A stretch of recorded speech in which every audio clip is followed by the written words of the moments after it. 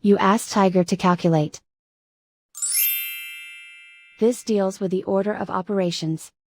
The final result is negative 369.95. Let's solve it step by step.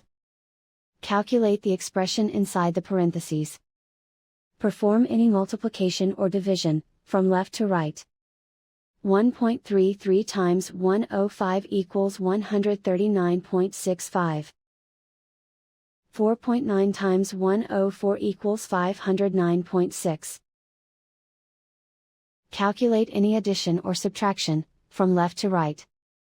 139.65 minus 509.6 equals negative 369.95. And so the final result is negative 369.95.